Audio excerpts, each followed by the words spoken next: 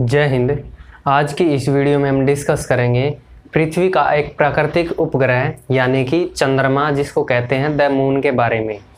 तो इसके बारे में कुछ तथ्य यहाँ पे लिखे हुए हैं जिनको हम आज डिस्कस करेंगे। तो सबसे पहले दिया गया है प्राकृतिक उपग्रह, यानी कि जो चंद्रमा है हमारी पृथ्वी का एक प्राकृतिक उपग्रह है। प्राकृतिक उपग्रह क्यों है? क्योंकि इसी के अंदर से ये टूटकर या इससे अलग होकर बना है। ये चंद्रमा पूरे सौरमंडल में, हमारा जो सौरमंडल है उसमें पांचवा सबसे बड़ा उपग्रह है। कितना? पांचवा सबसे बड़ा उपग्रह हमारा चंद्रमा है पूरे सौरमंडल में जितने भी उपग्रह हैं उनमें से।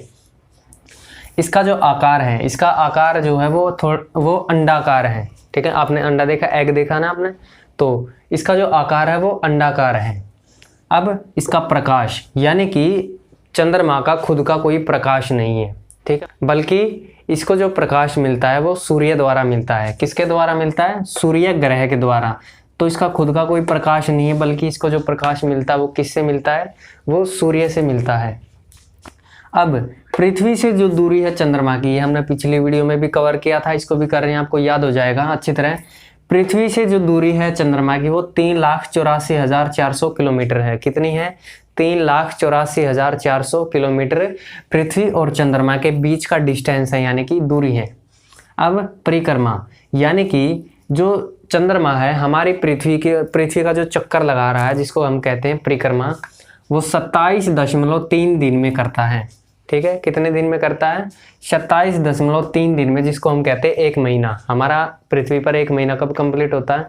लगभग 27 दिनों का हमारा, जिसमें 31 दिन भी होते हैं, 28 दिन फरवरी में होते हैं। तो वैसे ही चंद्रमा जो है वो पृथ्वी का एक चक्कर 27.3 दिन में पूरा कर लेता है, और ये अपना खुद का भी एक चक्कर 27.3 दिन में ही करता है।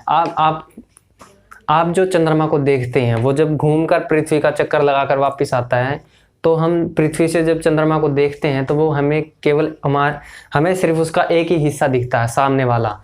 मान लीजिए अगर ये चंद्रमा है, तो अगर ये घूमकर हमारा ऐसे वापस आया तो हमें यही भाग दिखेगा, इसका पीछे वाला भाग हमें कभी नहीं दिखता।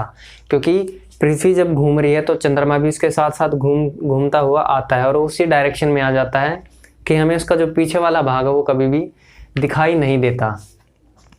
तो आगे है, चंद्रमा से पृथ्वी जो है वो साफ साफ घूमती दिखाई देती है। मान लीजिए अगर हम चंद्रमा पर खड़े हो जाएं, ठीक है, हम चंद्रमा पर चले जाएं, मून पर चले जाएं, और वहां से अगर हम अपनी पृथ्वी ग्रह को देखें, नीले ग्रह को देखें, तो वो बिल्कुल साफ साफ हमें घूमती दिखाई देगी।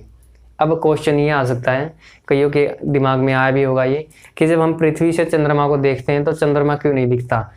इसका कारण ये है कि चंद्रमा का जो आकार है वो छोटा है और पृथ्वी का आकार है वो उससे 4 गुना बड़ा है। ठीक है, चंद्रमा से पृथ्वी 4 गुना बड़ी है। तो चंद्रमा से जब हम पृथ्वी को देखेंगे अपनी नंगी आंखों से, तो बिल्कुल साफ साफ हमें घूमती हुई, रोटेशन करती हुई दिखाई देगी। अब चंद्रमा का जो व्यास है वो व्यास कितना है? वो पृथ्वी का चौथा हिस्सा है। पृथ्वी का चौथा हिस्सा, मान लीजिए पृथ्वी है तो 1, 2, 3, ये चौथा हिस्सा इसका व्यास है चंद्रमा का। आपने देखा होगा पृथ्वी पर ज्वार भाटा आते हैं, समुद्र की लहरें ऊपर उठती हैं, फिर नीचे गिरती, ऊपर उठती हैं, गिरती हैं। तो ये कैसे होता है? ये होता है चंद्रमा के गुरुत्वाकर्षण बल के कारण। क्यों? क्योंकि चंद्रमा के जो गुरुत्वाकर्षण बल है, मैग्नेटिक जो फोर्स है, वो ज्वार भाटा, जो पानी को ऊपर की तरफ खींचता है, जिससे कि लहरें उत्पन्न होती हैं। तो इसी के कारण पृथ्वी पर ज्वार भाटा आता है। किसके कारण? चंद्रमा के कारण। अब आगे सूर्य ग्रहण और चंद्र ग्रहण, जिसको कहते हैं सोलर इक्लिप्स और लूनर इक्लिप्स। ठीक है, सोलर इक्लिप्स और लूनर इक्लिप्स, इनके बारे में हम सेपरेट वीडियो एक अलग से बना देंगे, इनको डिटेल से जानेंगे। लेकिन अब हम जानते हैं, जब सूर्य और पृथ्वी के बीच में चंद्रमा आ जाता है तो उसको हम कहते हैं सूर्य ग्रहण।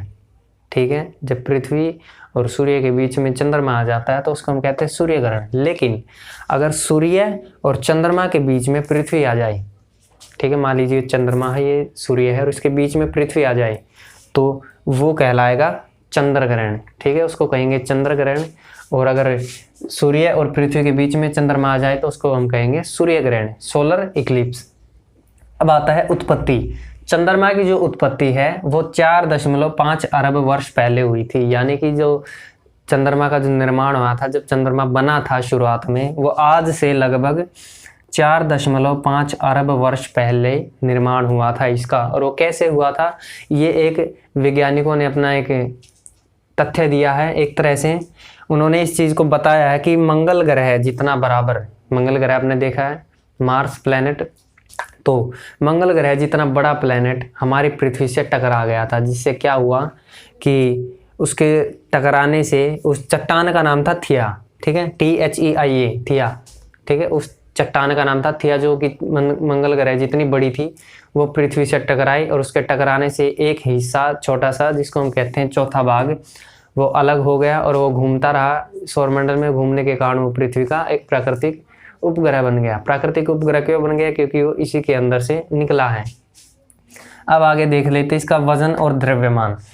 चंद्रमा का जो वजन है वो 81 अरब टन है, ठीक है, कितना है, 81 अरब टन चंद्रमा का द्रव्यमान, या फिर कह सकते हो वजन है। एक टन में 1000 किलो होते हैं, ठीक है, तो 81 अरब टन चंद्रमा का वजन है, यानी कि द्रव्यमान है।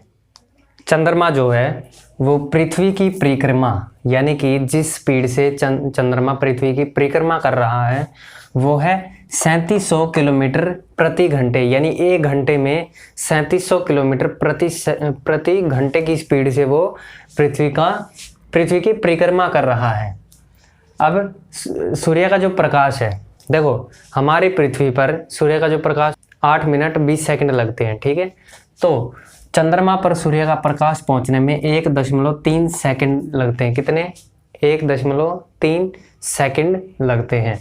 चंद्रमा का जो वायुमंडल है, यानी कि एटमॉस्फेयर है, वो है ही नहीं। ऐसा क्यों, क्योंकि ब्रह्मांडीय किरणें, उल्कापिंड और सौर हवा के कारण इसका वायुमंडल है ही नहीं, इन्होंने ख़त्म कर दिया। उल्कापिंड गिरते हैं चंद्रमा पर और उसके वायुमंडल को ख़त्म कर देते हैं, या ब्रह्मांडीय किरणें जिनको कहते हैं रेडिएशंस जो आती हैं यूनिवर्स से, या सौर हवा निकलती है, इसके कारण चंद्रमा का वायुमंडल ख़त्म हो चुका है। अब इसका जो तापमान है, चंद्रमा पर जो दिन का तापमान है वो गर्म होता है, वो 134 डिग्री सेल्सियस होता है। कितना, दिन का तापमान गर्म होता है जो 134 डिग्री सेल्सियस होता है।